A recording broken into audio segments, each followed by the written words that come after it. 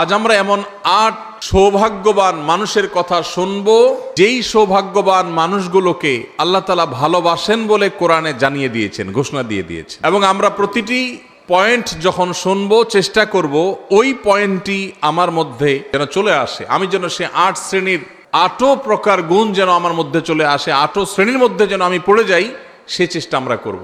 আল্লাহর পছন্দের মানুষের তালিকায় আসার জন্য সর্বাগ্রে যে বিষয়টি থাকতে হবে তা হলো ঈমান। ঈমান না থাকলে কখনো আল্লাহর প্রিয় পাত্র হওয়ার সুযোগ। ঈমানদারদের মধ্যে যে ৮ শ্রেণী মানুষকে আল্লাহ তাআলা ভালোবাসেন বলে কোরআনে জানিয়েছেন, তার মধ্যে থেকে সর্বপ্রথম এবং প্রধান শ্রেণী হলেন ওই মানুষগুলো যারা মুহসিন। মুহসিন শব্দের অর্থ হলো যারা সৎকর্ম করে, ভালো কাজ করে, অন্যের প্রতি অনুগ্রহ করে, ইহসান করে। খুঁটে খুঁটে কোথায় ভালো কাজ আছে সে সেখানে চলে যায়, কোন কাজটা ভালো সে সেই কাজটা করে, কারোর প্রতি অনুগ্রহ করার সুযোগ আসলে সে সেই সুযোগ হাতছাড়া করে না। এই লোকটাকে বলে মুহসিন। আল্লাহ রাব্বুল আলামিন কোরআনে হাকিমের অন্তত ৪ জায়গায় এই একই কথা আল্লাহ তাআলা তাঁর ভাষায় তিনি ব্যক্ত করেছেন, প্রকাশ করেছেন। সূরা বাকারা ১৬৫ নম্বর আয়াত, সূরা আলে ইমরান ১৩৪ নম্বর আয়াত, একইভাবে সূরা আলে ইমরান ১৪৮ নম্বর আয়াত, সূরা মায়েদা ৯৩ নম্বর আয়াত। এই ৪ জায়গায় আল্লাহ রাব্বুল আলামিন একই কথা বলেছেন। সূরা বাকারা আল্লাহ বলেছেন, আহসিনু ইন্নাল্লাহা ইউহিব্বুল মুহসিনিন। ঈমানদারদেরকে আল্লাহ তাআলা নির্দেশ করে বলছেন, তোমরা ভালো কাজ করো, কারণ ভালো কাজ যারা করে, নেকামল যারা করে, সওয়াবের কাজ যারা করে, এই মানুষগুলোকে আল্লাহ তাআলা ভালোবাসেন। সুবহানাল্লাহ।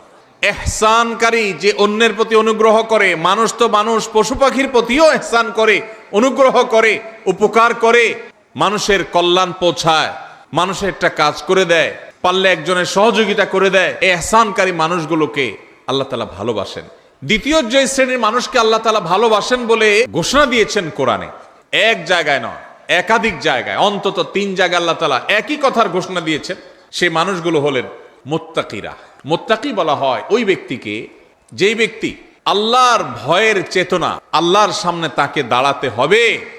দুনিয়ার এই জীবন এক সময় শেষ হবে, এই সংসার এক সময় ভাঙবে এবং তাকে আল্লাহর সামনে যেতে হবে, দাঁড়াতে হবে। ওই কথা চিন্তা করে আল্লাহর সব আদেশগুলো মেনে চলে, নিষেধগুলো থেকে বেঁচে থাকে একটা সুপ্ত চেতনার ভিত্তিতে। সেই চেতনার নাম হলো তাকওয়ার চেতনা, আল্লাহ ভীতির চেতনা।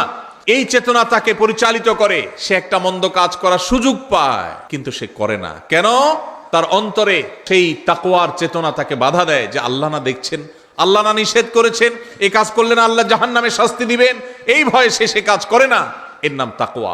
যেই চেতনা, যেই শক্তি, যেই সুপ্ত ঈমানের নূর মানুষকে ফজরের সময় কনকনে শীতের দিনে মসজিদে নিয়ে যায়, যেই সুপ্ত চেতনা সুদ এবং ঘুষের কারবার, দুর্নীতি, অপশাসন করার ক্ষমতা থাকা সত্ত্বেও আল্লাহর ভয়ে আল্লাহর সামনে দাঁড়াতে হবে, সেই অন্যায় কাজ থেকে বিরত রাখে, ওই চেতনার নাম হলো তাকওয়া। আর ওই চেতনা যার বক্ষে আছে, যার অন্তরে আছে, তার নাম হলো মুত্তাকি। তৃতীয় প্রকার মানুষ যাদেরকে আল্লাহ ভালোবাসেন তারা হলেন সেই মানুষেরা যাদের মধ্যে ন্যায় বিচার আছে, যারা ইনসাফ করে, যারা মানুষের প্রতি অবিচার করে না, যারা ন্যায়নিষ্ঠ আচরণ করে, অন্যায় অবিচার করে না। কোরআনে কারিমে যে ২-৩টি নির্দেশ সবচেয়ে বেশি সংখ্যকবার আল্লাহ তাআলা দিয়েছেন, বারবার দিয়েছেন, বিভিন্ন জায়গায় দিয়েছেন, সেই কয়েকটা নির্দেশের মধ্য থেকে একটা হলো এই নির্দেশটা, যেন একজন মানুষ তিনি যেন ইনসাফ করে চলেন, তার জীবনে যেন ন্যায় বিচার থাকে, তার মধ্যে যেন জুলুমের মানসিকতা না থাকে, অবিচার করার মানসিকতা যেন না থাকে। যদি আল্লাহর প্রিয় বান্দা হতে হয় তাহলে অবিচার ছাড়তে হবে, ন্যায় বিচার আনতে হবে নিজের জীবনে, নিজের চিন্তায়, নিজের আচরণে, নিজের কথায়, নিজের কাজে। আমার কথা দিয়ে কারোর প্রতি যেন অবিচার না হয়, চেষ্টা করবো তো ইনশাআল্লাহ। ৪ নম্বর হলো যারা তওবা করে। আল্লাহু আকবার। আমাদের সবারই জীবনে ভুল ত্রুটি হয়। নবী সাল্লাল্লাহু আলাইহি ওয়াসাল্লাম এই কথাই বলেছেন, কুল্লু বনি আদম খাত্তা ওয়া খায়রুল খাত্তাইনা আত-তাওয়াবুন। সকল আদম সন্তানই কম বেশি অপরাধী, আমাদের সবারই কম বেশি দোষ আছে। কিছু লোক আছে সমাজে দেখবেন সে কোনো দোষ খুঁজে পায় না। মানুষ যার পরতে পরতে ভুল হয়, এটা ভুল হয়, ওইটা ভুল হয়, মানুষ, সে মানুষ যদি নিজের ভুলের কথাই সে আঁচ করতে না পারে, এটাই তো সবচেয়ে বড় অন্যায়। আল্লাহর কাছে বান্দা সব সময় তার অপরাধ বোধের কথা স্মরণ করবে। আমার অজান্তে কত অপরাধ হয়ে যাচ্ছে, জ্ঞাতসারে কত অপরাধ হয়ে যাচ্ছে। আমাদের প্রিয় নবী সাল্লাল্লাহু আলাইহি সাল্লামের প্রিয় একটা আমল ছিল নিয়মিত তওবা করা, কমপক্ষে 70 বার, সম্ভব হলে আরো বেশি সংখ্যক বার আমরা ইস্তেগফার করার চেষ্টা করব। আল্লাহ আমাদের সবাইকে তৌফিক দান করুন। ইস্তেগফারের চেতনা হলো আল্লাহর কাছে নিজের অপরাধের কথা স্মরণ করে ক্ষমা চাওয়া, যে আল্লাহ আপনি মাফ করে দেন, আল্লাহ আমি আর গুনাহ করব না, আল্লাহ আমার অজান্তে ভুল হতে পারে, জ্ঞাতসারে ভুল হতে পারে, আল্লাহর কাছে মাপ চাওয়া। আল্লাহর কাছে মাপ চাওয়ার একটা মজা আছে ভাই। মানুষের কাছে মাপ চাইলে আপনার মনটা দেখবেন খারাপ হয়ে গেছে, কিন্তু আপনি আল্লাহর কাছে একটু মাপ চেয়ে দেখেন চোখের পানি ফেলে, আল্লাহ আমার ভুল হয়েছে, আপনি মাফ করে দেন, আল্লাহ আপনি আমাকে মাগফিরাত নসিব করেন।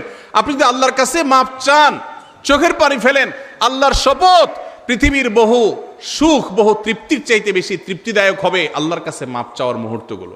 পাথর হয়ে তো বহুকাল ছিলে ভাই, একটু আল্লাহর কাছে চোখের পানি ফেলে একটু দোয়া করে কেঁদে কেটে দেখো, আল্লাহ আপনি আমাকে মাফ করে দেন, আল্লাহ কত ভুল করেছি আপনি ক্ষমা করে দেন। এই ক্ষমা চাওয়ার মধ্যে যে তৃপ্তি আছে, পৃথিবীর বহু ভোগের মধ্যে সেই তৃপ্তি নাই।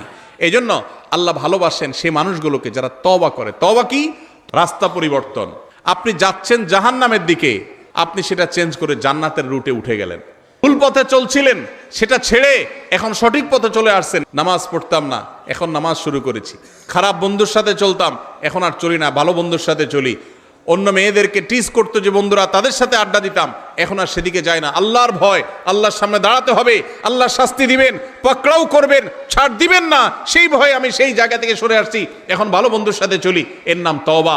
তওবা শুধু মুখে আস্তাগফিরুল্লাহ ওয়া আতুবু বলার নাম নয়, তওবা একটা আচরণের নাম, তওবা একটা স্বভাবের নাম, তওবা একটা অ্যাটিটিউডের নাম, তওবা একটা অ্যাপ্রোচের নাম।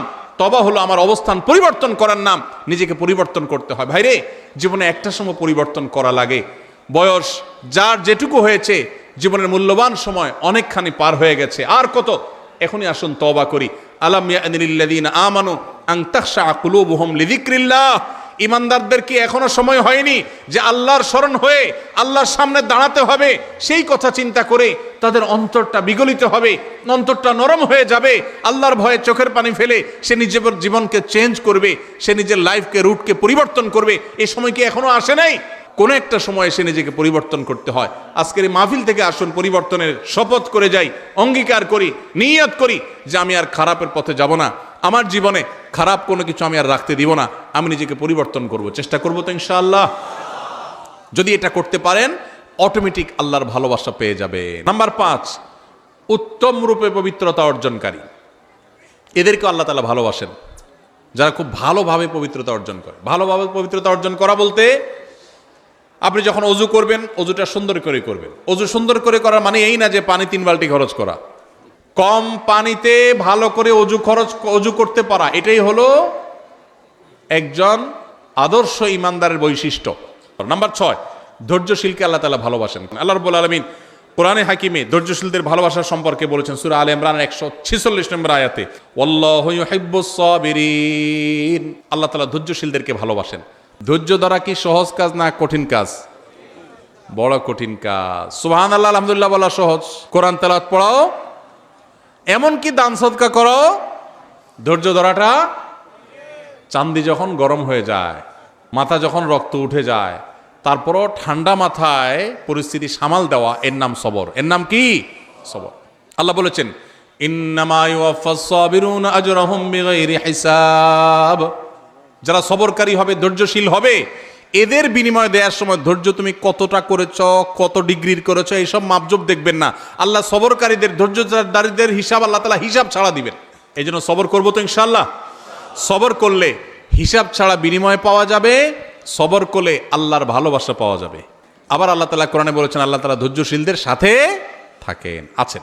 তো এই জন্য ধৈর্য ধারণ করার চেষ্টা করব। ধৈর্য 3 প্রকার ভাই। এক হলো ইবাদত করতে গিয়ে ধৈর্য। ফজরের সময় নামাজ পড়তে কষ্ট হয়, একটু ধৈর্য ধারণ করে নামাজটা পড়লাম, এটা এক প্রকারের সবর। আরেকটা হলো গুনাহ ছাড়তে গিয়ে ধৈর্য। একটা অপকর্ম করতে মন চাচ্ছে কিন্তু করলাম না, এটা এক প্রকারের ধৈর্য। আরেকটা হলো বিপদ আপদ হয়েছে, মাথাটা ঠান্ডা রাখলাম। যদি এই একটা আমল সাথে নিয়ে যেতে পারেন, সবর করবেন। আমল করতে গিয়ে কষ্ট হয়, সবর করলেন। পাপ ছাড়তে গিয়ে কষ্ট হয়, সবাই পাপ করে মজা করে, আমি করলাম না, কষ্ট হয়। বিপদ আসছে, মাথা রক্ত উঠে, কিন্তু নিজেকে সামলাই নিলাম, কষ্ট হয়। এই কষ্টগুলো যদি হজম করতে পারেন, তো মনে রাখবেন ধৈর্যশীলদের জন্যই আল্লাহ তাআলা জান্নাত দান করবেন। আস-সবরু জাযাউহু আল জান্নাহ, সবরের বিনিময়ে আল্লাহ তাআলা জান্নাত দিবেন। আল্লাহ আমাদের সবাইকে সবরকারীদের কাতারে শামিল হওয়ার তৌফিক নসিব করুন। 7 নম্বর হন যারা আল্লাহর প্রতি ভরসা রাখেন। আল্লাহ রাব্বুল আলামিন বলেছেন ফাবিমা রাহমাতিম মিনাল্লাহি লিনতা লাহুম, হে রাসূল আল্লাহর অনুগ্রহে আপনি কোমল হয়েছেন, আপনি নরম দিলের হয়েছেন। ওয়ালাউ কুনতা ফাযযান গালিদাল কলবি লানফাদ্দু মিন হাওলিক, যদি আপনি শক্ত হৃদয়ের হতেন, কঠোর স্বভাবের হতেন, তাহলে মানুষ আপনার পাশে থাকতো না। নবীজির কথা আল্লাহ তাআলা বলছেন, আমাদের নবীজি খুব নরম ছিলেন, কোমল ছিলেন, রূঢ় স্বভাবের ছিলেন না। যদি রূঢ় স্বভাবের হতেন তাহলে তার পাশে পৃথিবীর কেউ থাকতো না, গোটা বিশ্ব তার কাছে এসে গেছে তার কোমলতার কারণে। এরপর আল্লাহ তাআলা বলেছেন ফাফু আনহুম ওয়াস্তাগফির লাহুম ওয়াশাবিরহুম ফিল আমর, অতএব হে রাসূল আপনি যে সাহাবী সহচরদের মধ্যে থাকেন, আপনার সাথে থাকা লোকদের, তাদেরকে আপনি ভুল হলে মাফ করেন, তাদের জন্য আল্লাহর কাছে ক্ষমা চান এবং তাদের কাছে পরামর্শ করেন। ফাইদা আযামতা, পরামর্শ করে যদি কোনো সিদ্ধান্ত গ্রহণ করেন, ফাতাওয়াক্কাল আলাল্লাহ, তাহলে আল্লাহর উপর এরপরে ভরসা করবেন। কেন? কারণ ইন্নাল্লাহা ইউহিব্বুল মুতাওয়াক্কিলিন, আল্লাহ তাআলা আল্লাহর উপরে ভরসাকারী তাওয়াক্কুলকারীদেরকে ভালোবাসেন। সূরা আলে ইমরান 159 নম্বর আয়াতে আমরা আল্লাহর ভালোবাসার মানুষদের 7ম প্রকারের সাথেও পরিচিত হলাম। তারা হলেন আল্লাহর প্রতি যারা তাওয়াক্কুল রাখে, আল্লাহর প্রতি ভরসা রাখে। আল্লাহর প্রতি কি রাখে? ভরসা রাখে। যেই কোনো কাজ করার মালিক একমাত্র কে? অতএব আমি শত চেষ্টা করব, আমার মামু খালু আছে, হাই হ্যালো আছে, যাই থাকুক, কিন্তু আমার ভরসা থাকতে হবে কার উপরে? যে হবে সেটাই যেটা আল্লাহ ফয়সালা করেন। আল্লাহ ফয়সালা না করলে বহু মামু খালু থেকে কিছু হবে। আবার একইভাবে আমার জীবনে যত বিপদ আসুক, আমি বাহ্যিকভাবে দেখছি যে আমার চোখে ধোঁয়া ছাড়া কিছু নেই, আমার দেয়ালে পিঠ ঠেকে গেছে, তারপরও আমার ভরসা থাকবে কার উপরে? আল্লাহর উপরে। আল্লাহর উপরে ভরসা থাকবে যে আল্লাহ আমাকে দেখবেন। হাসবি আল্লাহ, যে কোনো বিপদে পড়বেন হাসবি আল্লাহ, মানে আল্লাহ আমার জন্য যথেষ্ট। এটা তাওয়াক্কুলের আলামত। কেউ যদি কোনো বিপদে কোনো আপদে আল্লাহর প্রতি ভরসা রেখে বলে আল্লাহ আমার জন্য যথেষ্ট, সত্যি সত্যি আল্লাহ তার জন্য যথেষ্ট হয়ে যায়। এই জন্য ভাই, আমরা সবাই আমাদের জীবনে যে কোনো কিছু, আপনি পরীক্ষা দিলাম, ভালো মন্দ যাই হলো, আল্লাহর উপর ভরসা রাখবো। এটা বিপদ আসছে, আমি ভেঙে পড়বো না, আমি আল্লাহর উপর ভরসা রাখবো। ইমানদার সবসময় কার উপরে ভরসা রাখবে? অসুখ হয়েছে, ওষুধ আমি সেবন করব, কিন্তু ভরসা হবে কার উপরে? আল্লাহর উপরে। বিপদ আপদ হয়েছে, 2-4-5 জনের কাছে গেছি, ভালো কথা, কিন্তু ভরসা হবে কার উপরে? আল্লাহর প্রতি। নাম্বার 8, সর্বশেষ প্রকার হলো আল্লাহর রাহে যারা জিহাদ করেন, জীবন বাজি রাখেন, সেই মানুষগুলোর সম্পর্কে আল্লাহ তাআলা সূরা সফের 4 নম্বর আয়াতে বলেছেন ইন্নাল্লাহা ইউহিব্বুল্লাযিনা ইউকাতিলুনা ফি সাবিলি, যারা আল্লাহর রাহে জিহাদ করে, তারা আল্লাহর রাহে জিহাদ করে কিভাবে? সফফান, সারিবদ্ধভাবে, কান্নাহুম বুনিয়ানুম মারসুস। ইন্নাল্লাহা ইউহিব্বুল্লাযিনা ইউকাতিলুনা ফি সাবিলিহি সফফান কান্নাহুম বুনিয়ানুম মারসুস, যারা আল্লাহর রাহে সারিবদ্ধভাবে দাঁড়িয়ে এরকম বৃক্ষরাজির মতো যারা জিহাদে লিপ্ত থাকে, আল্লাহ রাব্বুল আলামিন তাদেরকে ভালোবাসেন, তাদেরকে আল্লাহ পছন্দ করেন। তাহলে আল্লাহর ভালোবাসার মানুষ হতে হলে আল্লাহর রাহে জিহাদ যখন করার সুযোগ তৈরি হবে তখন জিহাদও করতে হবে। আল্লাহ তাআলা আমাদের সবাইকে আল্লাহ তাআলার প্রিয় বান্দাদের কাতারে শামিল হওয়ার তৌফিক নসিব করুন।